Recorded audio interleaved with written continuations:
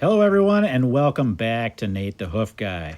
A couple weeks back, I had a suggestion from one of my subscribers named Sarah Grant, and she said, how about when you get to 20,000 subscribers, you do a video 20 minutes long of just trimming. So guess what? That's what we're going to do today, guys. I'm going to narrate as we go a couple of interesting things we're going to come across as we trim through some of these feet, and I'll point those out as we see them.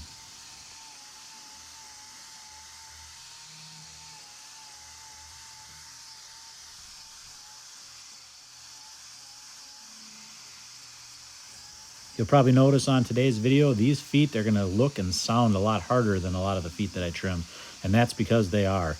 Hoof hardness, as I've talked about in other videos though, is really just a matter of the moisture content of the hoof. Because these feet tend to stay really dry, the hoof gets really dry and hard. So that's why you're gonna notice the sound. The chips that come off are much more like shards, real hard pieces rather, not just the little shavings that you normally see, and that's because of this hoof hardness.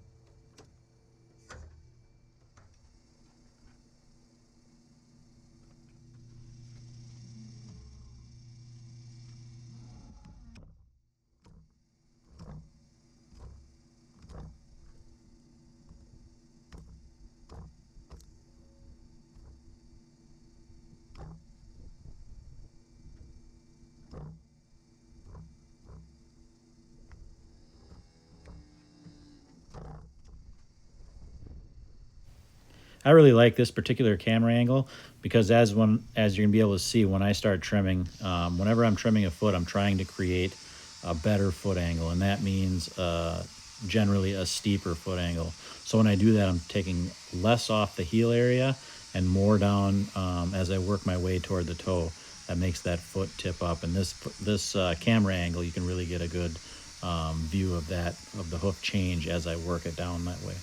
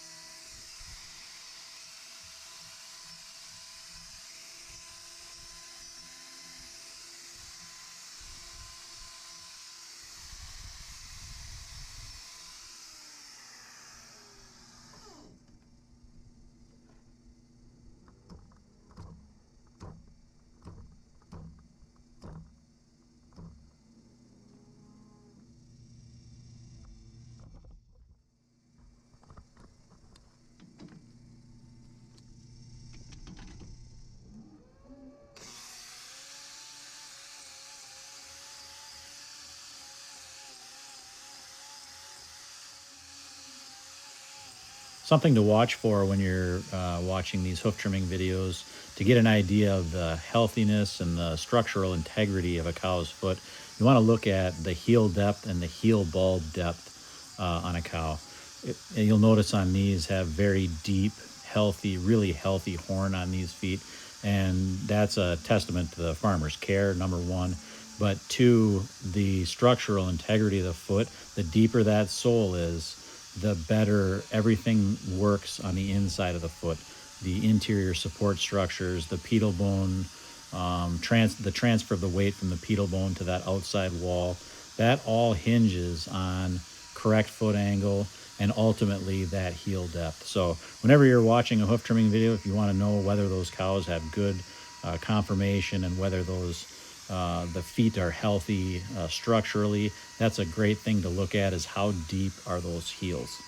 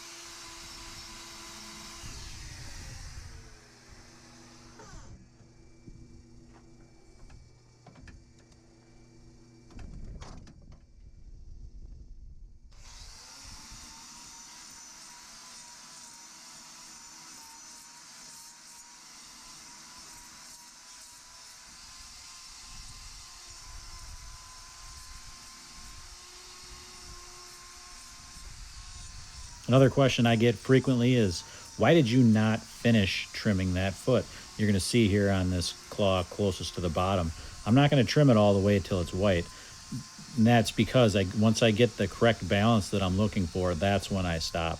I don't necessarily take it all the way until it's perfectly white or perfectly clean. Sometimes there are going to be low spots in the foot, and the main thing I'm looking for, like I've said 100 times, is to get that foot angle better, number one, and two, to balance the two soles out between the two claws. That's my main concern. If there's a little bit of a low spot in that hoof, it's not going to cause a problem, and I'd rather have too much horn on a foot than not enough.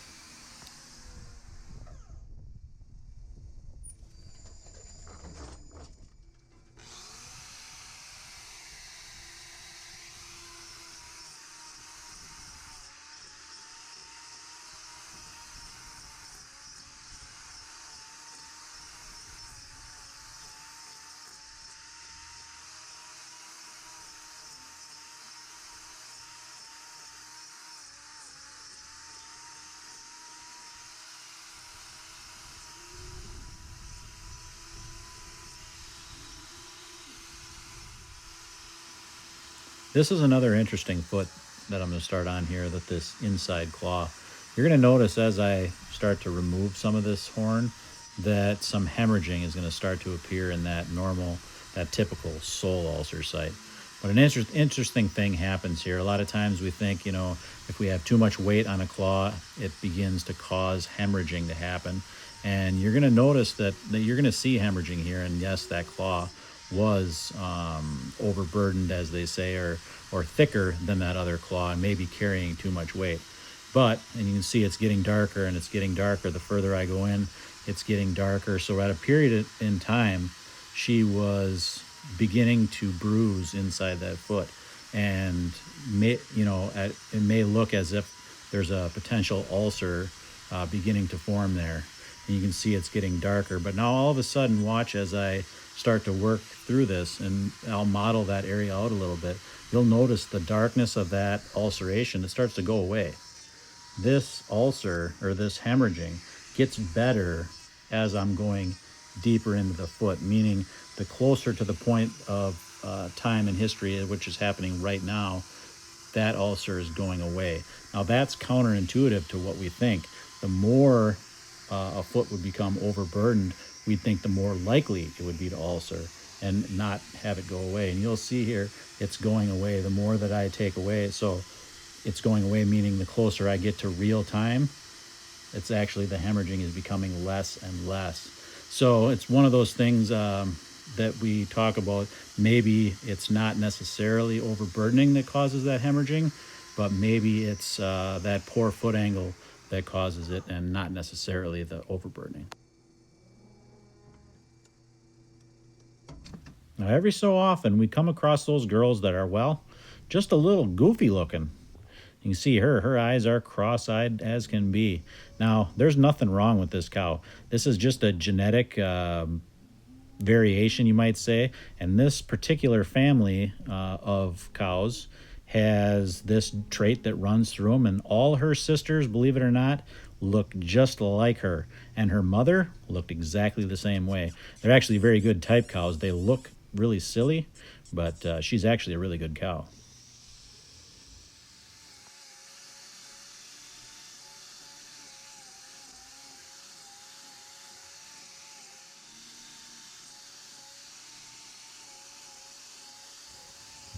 Another common question I get is, how do you know how deep to go when you're trimming? Feet like this are really easy to tell.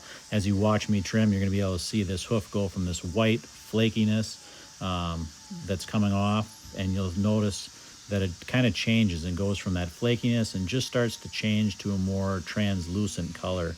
That's when you know that you're getting toward the final depth that you can go. The white flakiness is known as pith, P-I-T-H.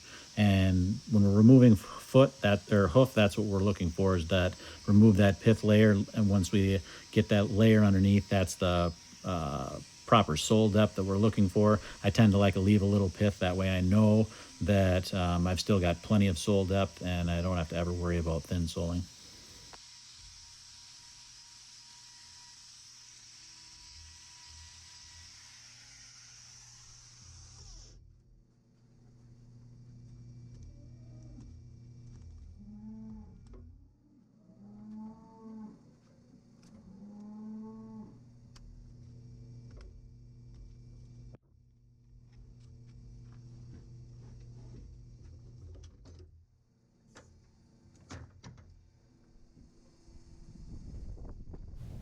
All right, I'm going to keep quiet from here on out.